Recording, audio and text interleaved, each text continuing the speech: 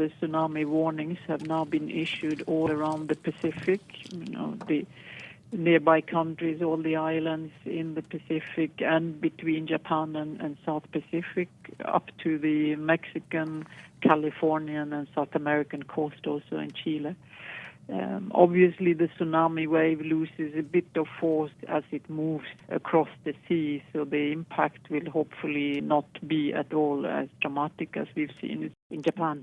What about the other countries, the smaller countries, the small island nations in the same area?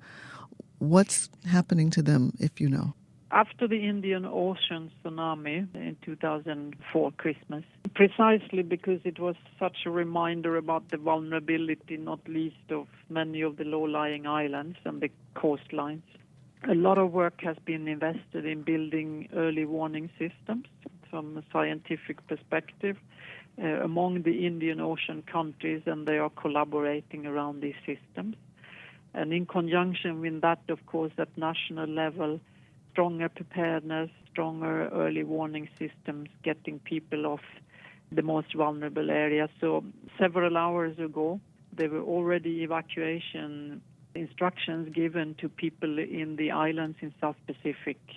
For example, in Fiji, we were in touch with them. They were asked to leave their homes and go to higher areas, and that was 5 hours in advance. How do you see the United Nations through ISDR responding to this most recent disaster?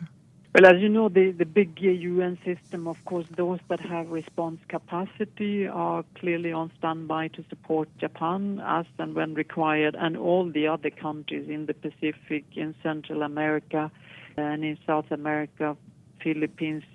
Many of these countries already have very strong UN presences that work with governments on the disaster management system and will be ready to assist. Well, in Japan, it is a traditional effort reducing risk to disasters, and they have since always included in their educational system all the relevant information for children from the very early ages to be aware and to be prepared to respond to these natural hazards.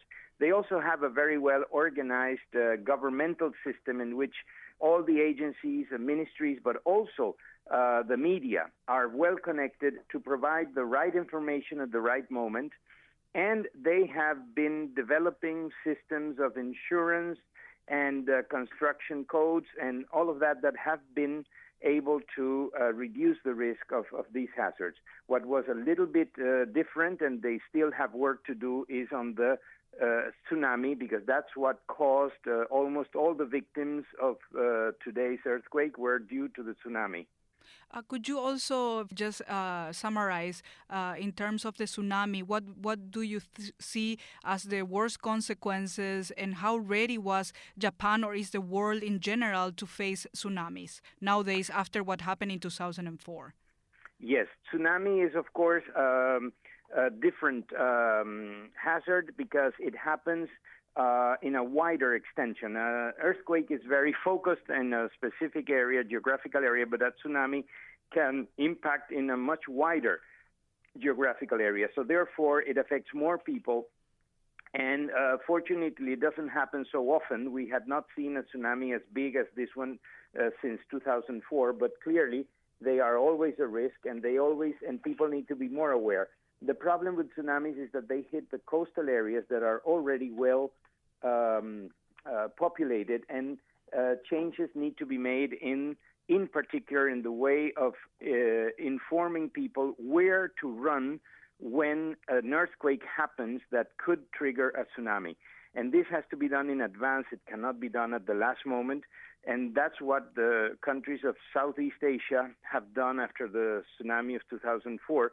They now have a much better system of signals to informing people where they should run. If they're in a house, they have to run to higher ground, or in a building also, or to a hill, or any place that is higher ground and near to them, but they need to know in advance exactly where they have to go.